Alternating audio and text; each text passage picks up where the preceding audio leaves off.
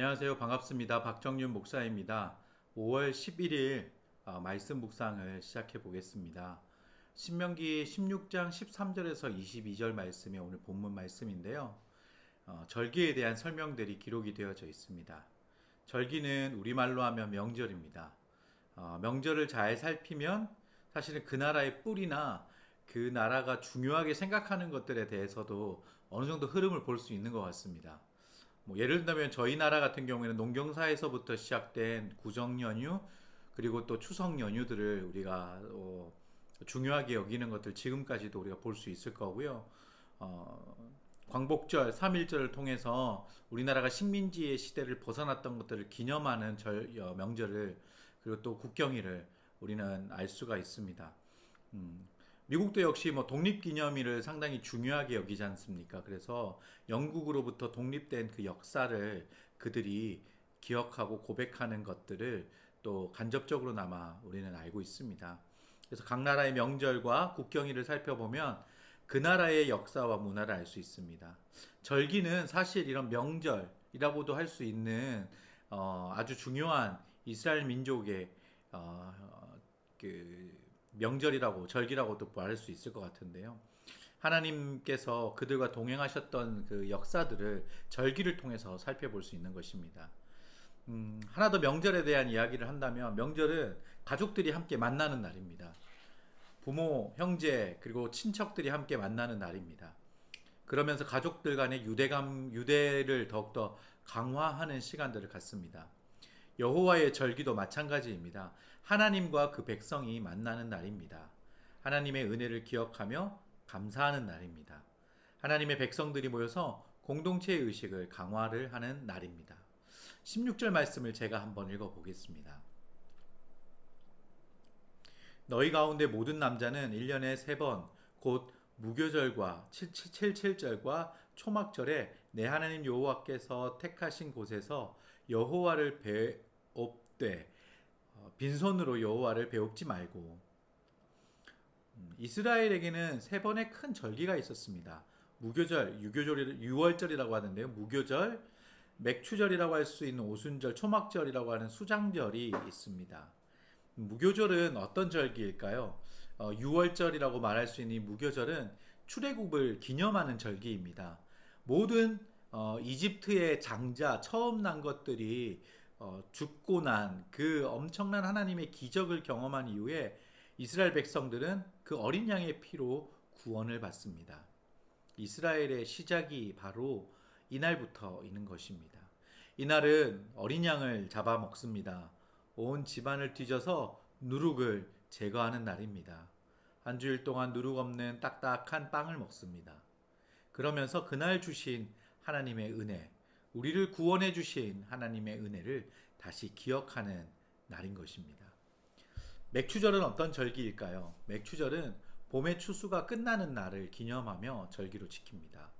더 중요한 것은 이날 시내산에서 율법을 받고 하나님과의 언약을 맺은 날이기도 합니다. 이날 하나님께서 이스라엘에게 두 돌판을 주셨습니다. 신약 시대에는 이날 성령님이 오셨습니다. 맥추절은 단순히 보리추수를 기념하는 날이 아니라 하나님과 언약이 세워진 날이고, 오순절 성령님이 오신 날입니다. 그래서 풍성한 하나님의 임재와 은혜가 있는 날인 것입니다. 이날을 기점으로 이스라엘은 언약 백성이 되었습니다. 오순절을 기념으로 하나님의 교회가 세워졌습니다. 이날 하나님의 백성됨을 도장 찍어 주셨습니다. 이날 우리가 하나님의 백성이요 하나님의 자녀가 된 것을 기억해야 되는 것입니다. 초막절은 어떤 날일까요? 이스라엘 백성들이 광야에서 방황할 때 물이 없어 죽을 위험에 빠졌습니다. 그때 하나님께서 반석에서 물이 나오게 하시어 그들이 마시게 되었습니다. 초막절은 이 사건을 기념하는 날입니다. 그래서 초막절에는 물을 붓는 풍습이 있습니다. 하나님께서 광야에서 생수를 공급하신과 같이 계속적인 하나님의 은혜가 계속되기를 바라는 절기가 바로 초막절인 것입니다. 초막절에 예수님은 이렇게 말씀하셨습니다. 요한복음 7장 37절 38절을 제가 한번 읽어보겠습니다. 명절 끝날 곧 큰 날에 예수께서 서서 외쳐 이르시되 누구든지 목마르거든 내게로 와서 마시라. 나를 믿는 자는 성경의 이름과 같이 그 배에서 생수의 강이 흘러 나오리라 하시니. 가을 추수를 하고 곡식을 저장하기 때문에 초막절을 수장절이라고도 부르기도 했습니다. 그러나 더 중요한 의미는 광야에서 물을 공급하신 하나님을 기억하는 것입니다. 오늘 말씀 17절을 제가 한번 읽어보겠습니다. 각 사람이 내 하나님 여호와께서 주신 복을 따라 그 힘대로 드릴지니라. 절기의 날에 하나님께 나올 때 빈손으로 오지 말라고 말씀하십니다. 그리고 하나님께서 주신 복을 따라 힘껏 드리라고 하십니다. 그리고 드리면서 이것을 주신 하나님, 이 내가 드릴 수 있도록 나에게 베풀어 주신 하나님을 기억하라라고 말씀하십니다. 명절이 되면 누구나 마음이 들뜹니다. 추수하고 나면 이것들을 기뻐하며 함께 나누고 싶고 즐기고 싶습니다. 이때 누구와 함께 이 기쁨을 누리고 누구에게 감사해야 할지 오늘 말씀에서 이 절기에서 우리는 알려주고 있고 찾을 수 있습니다. 여호와의 절기는 하나님을 기억하는 날입니다.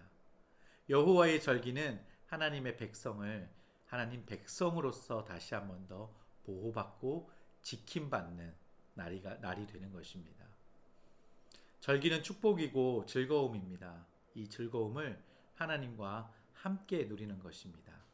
이 날을 통해 하나님 백성의 정체성을 알게 됩니다. 저희는 지금 이렇게 무교절, 6월절이라고 하는 무교절, 그리고 또 수장절, 초막절, 이런 맥추절, 이런 절기를 우리는 지키고 있지는 않습니다. 하지만 매일매일 하나님 말씀을 가까이 하고 하나님을 기억하며 예배할 때 우리는 하나님 안에 있음을 느끼고 고백할 수 있습니다. 내가 하나님을 만난 자리, 다시금 나를 부르시고 은혜를 베푸시는 주님의 손길, 우리는 하나님을 만남으로 이렇게 하나님이 나와 함께 하신다라는 것을 끊임없이 기억하고 그분 앞에 용기를 내며 발걸음을 옮기는 순종의 자리, 그 시간들이 되시기를 축복드리며 오늘 말씀의 묵상을 마치겠습니다. 살아계신 하나님, 우리 안에 하나님의 사랑과 은혜가 풍성히 머물기를 원합니다. 하나님, 지금까지 내 삶을 그렇게 인도하셨고 나를 구원하시고 은혜 가운데 우리를 이끌어 주셨던 하나님의 흔적들을 발견하고 바라봅니다. 말씀을 펼칠 때마다 그 은혜를 경험할 때마다 내 삶에 하나님의 그 사랑이 쌓여져 가고 하나님을 만났던 이 절기와 같은 시간들이 내 안에 더 풍성히 넘치게 하여 주시옵소서. 예수님의 이름으로 기도드립니다. 아멘.